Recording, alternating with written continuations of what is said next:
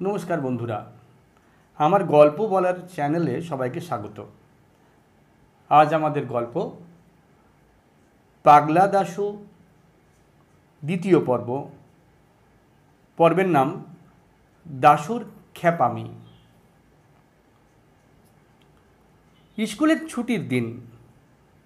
স্কুলের পরেই ছাত্র সমিতির অধিবেশন হবে।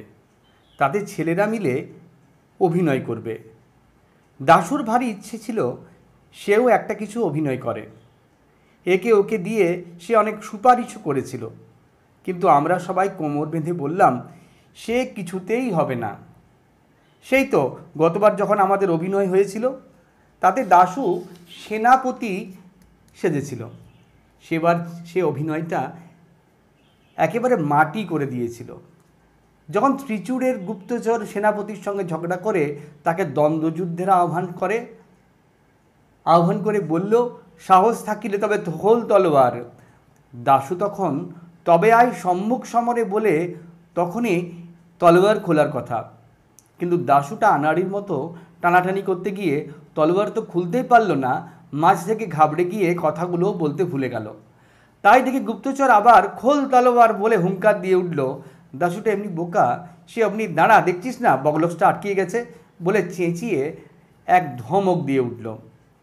ভাগ্যিস আমরা তাড়াতাড়ি তলোয়ার খুলে দিলাম, তা না হলে ওইখানেই অভিনয় বন্ধ হয়ে যেত। তারপর শেষের দিকে রাজা যখন জিজ্ঞেস করলেন, কী বা চাহ পুরস্কার কহ সেনাপতি, তখন দাশুর বলার কথা ছিল, নিত্যকাল যেন থাকে রাজপদে মতি। কিন্তু দাশুটা তা না বলে তার পরের আরেকটা লাইন আরম্ভ করেই হঠাৎ জিভ কেটে এই যা ভুলে গিয়েছিলাম বলে আমার দিকে তাকিয়ে হাসতে লাগলো। আমি কটমট করে তাকাতে সে তাড়াতাড়ি নিজেকে সামলে নিয়ে ঠিক লাইনটা আরম্ভ করলো। তাই এবারে তার নাম হতেই আমরা জোর করে বলে উঠলাম, না সে কিছুতেই হবে না। বিশু বলল, দাশু অ্যাক্টিং করবে, তাহলেই চিত্তির। ট্যাপা বলল, তার চাইতে ভোজু মালিকে ডেকে আনলেই হয়। দাশু বেচারা প্রথমে খুব মিনতি করলো, তারপরে চটে উঠল, তারপর কেমন মুষড়ে গিয়ে মুখ হাঁড়ি করে বসে রইল। যে কয়দিন আমাদের তালিম চলছিল, দাশু রোজ এসে চুপটি করে হলের এক কোনায় বসে বসে আমাদের অভিনয় শুনত। ছুটির কয়েকদিন আগে থেকে দেখি 4th ক্লাসের ছোট গনসার সঙ্গে দাশুর ভারী ভাব হয়ে গেছে। গনসা ছেলে মানুষ, কিন্তু সে চমৎকার আবৃত্তি করতে পারে। তাই তাকে দেবদূতের পাঠ দেওয়া হয়েছে। দাশু রোজ তাকে নানা রকম খাবার এনে খাওয়ায়, রঙিন পেন্সিল আর ছবির বই এনে দেয়, আর বলে যে ছুটির দিন তাকে একটা ফুটবল কিনে দেবে। হঠাৎ গনসার উপর দাশুর এতখানি টান হওয়ার কোনো কারণ আমরা বুঝতে পারলাম না। কেবল দেখতে পেলাম গনসাটা খেলনা আর খাবার পেয়ে ভুলে দাশু দাদার এক পরম ভক্ত হয়ে উঠতে লাগলো। ছুটির দিনে আমরা যখন অভিনয়ের জন্য প্রস্তুত হচ্ছি, তখন আসল ব্যাপারটা বুঝতে পারা গেল। 2:30 বাজতে না বাজতে দেখা গেল দাশু ভাইয়া সাজঘরে ঢুকে পোশাক পরতে আরম্ভ করেছে। আমরা জিজ্ঞেস করলাম, কী রে তুই এখন এখানে কি করছিস? দাশু বলল, বাহ, পোশাক পরবো না। আমি বললাম, পোশাক পরবি কী রে, তুই তো আর অ্যাক্টিং করবি না। দাশু বলল, বাহ, খুব তো খবর রাখো, আজকে দেবদূত সাজবে কে জানো? শুনে হঠাৎ আমাদের মনে কেমন একটা খটকা লাগলো। আমি বলল, কেন, গনসার কি হলো? দাশু বলল, কি হয়েছে তা গনসাকে জিজ্ঞেস করলেই পারো। তখন চেয়ে দেখি সবাই এসেছে, কেবল গনসায় আসেনি। অমনি রামপদ, বিশু আর আমি ছুটে বেরোলাম গনসার খোঁজে। সারা স্কুল খুঁজে শেষে টিফিন ঘরের পেছনে হতভাগাকে খুঁজে পাওয়া গেল। সে আমাদের দেখেই পালাবার চেষ্টা করেছিল, কিন্তু আমরা তাকে চটপট গ্রেপ্তার করে টেনে নিয়ে চললাম। গনসা কাঁদতে লাগলো, না আমি কখনো অ্যাক্টিং করব না, তাহলে দাশু দাদা আমাকে ফুটবল কিনে দেবে না। আমরা তবু তাকে হিঁচড়ে টেনে নিয়ে যাচ্ছি। এমন সময় অঙ্কের মাস্টার হরিবাবু সেখানে এসে উপস্থিত। তিনি আমাদের দেখেই ভয়ঙ্কর চোখ লাল করে ধমক দিয়ে উঠলেন, 3 ধাড়ি ছেলে মিলে ওই কচি ছেলেটার পিছনে লাগছিস, তোদের লজ্জাও করে না? বলে আমাকে আর বিশুকে একটি চড় মেরে আর রামপদর কান মুড়ে দিয়ে হন হন করে চলে গেলেন। এই সুযোগে হাতছাড়া হয়ে গণেশচন্দ্র আবার চম্পট দিল। আমরাও অপমানটা হজম করে ফিরে এলাম। এসে দেখি দাশুর সঙ্গে রাখালের মহা ঝগড়া লেগে গেছে। রাখাল বলছে, তোকে আজ কিছুতেই দেবদূত সাজতে দেওয়া হবে না।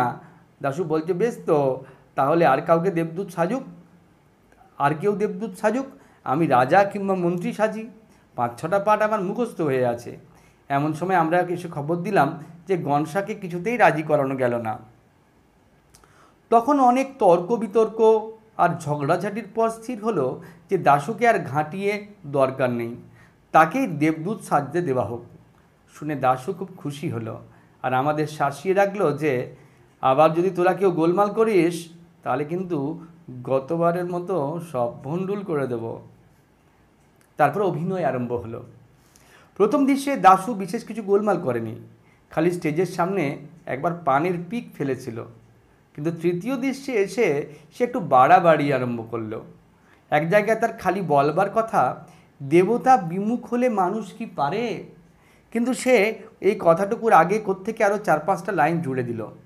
আমি তাই নিয়ে আপত্তি করেছিলাম, কিন্তু দাশু বলল, তোমরা যেসব লম্বা লম্বা বক্তৃতা করো সেবেলা দোষ হয় না, আমি দুটো কথা বেশি বললেই যত দোষ। এও সহ্য করা যেত, কিন্তু শেষের দৃশ্যের সময় তার মোটেই আসবার কথা নয়, তা জেনেও সে স্টেজে আসবার জন্য জেদ ধরে বসলো। আমরা অনেক কষ্টে অনেক তোয়াজ করে তাকে বুঝিয়ে দিলাম যে শেষ দৃশ্যে দেবদূত আসতেই পারে না, কারণ তার আগের দৃশ্যেই আছে যে দেবদূত বিদায় নিয়ে স্বর্গে চলে গেলেন। শেষ দৃশ্যও আছে যে মন্ত্রী রাজাকে সংবাদ দিচ্ছেন যে দেবদূত মহারাজাকে আশীর্বাদ করে স্বর্গপুরীতে প্রস্থান করেছেন। দাশু অগত্যা তার জেদ ছাড়ল বটে, কিন্তু বেশ বোঝা গেল সে মনে মনে একটুও খুশি হয়নি। শেষ দৃশ্যের অভিনয় আরম্ভ হলো। প্রথম খানিকটা অভিনয়ের পর মন্ত্রী এসে সবাই হাজির হলেন। এ কথা সে কথার পর তিনি রাজাকে সংবাদ দিলেন, বারবার মহারাজে আশিস করিয়া দেবদূত গেল চলি স্বর্গ অভিমুখে।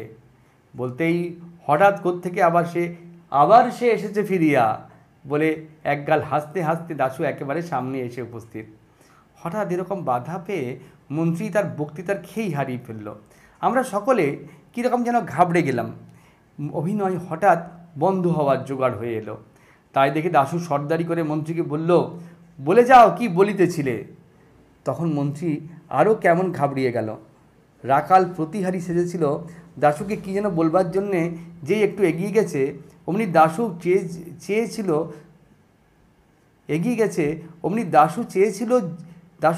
চেয়েছিল জোর করে ঠেকাতে আমার এই হতভাগা বলে এক চাঁটি মেরে তার মাথার পাগড়ি ফেলে দিয়েই সে রাজার শেষ বক্তৃতাটা, এ রাজ্যতে নাহি রবে হিংসা অত্যাচার, নাহি রবে দারিদ্র্য যাতনা ইত্যাদি নিজেই গড়গড় করে বলে গিয়ে যাও সবে নিজ নিজ কাজে বলে অভিনয় শেষ করে দিল। আমরা কি করব বুঝতে না পেরে সব বোকার মতো হাঁ করে তাকিয়ে রইলাম। ওদিকে ঢং করে ঘন্টা বেজে উঠল আর ঝুপ করে পর্দাও নেমে গেল। আমরা সব রেগে মেগে লাল হয়ে দাশুকে তেড়ে ধরে বললাম, হতভাগা, দেখ দেখি সব মাটি করলি, অর্ধেক কথাই তো বলা হলো না।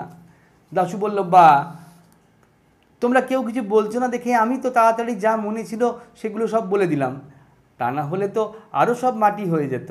আমি বললাম, তুই কেন মাঝখানে এসে গোল বাঁধিয়ে দিলি, তাই তো সব গুলিয়ে গেল। দাশু বলল, রাখাল কেন বলেছিল যে আমাকে জোর করে আটকিয়ে রাখবে, তাছাড়া তোমরা কেন আমায় গোড়া থেকে নিতে চাচ্ছিলে না আর ঠাট্টা করছিলে, আর রামপদ কেন বারবার আমার দিকে কর্মট করে তাকাচ্ছিল। রামপদ বলল, ওকে ধরে 2-4 ঘা লাগিয়ে দে। দাশু বলল, লাগাও না, দেখবে আমি এক্ষুনি চেঁচিয়ে সকলকে হাজির করি কিনা।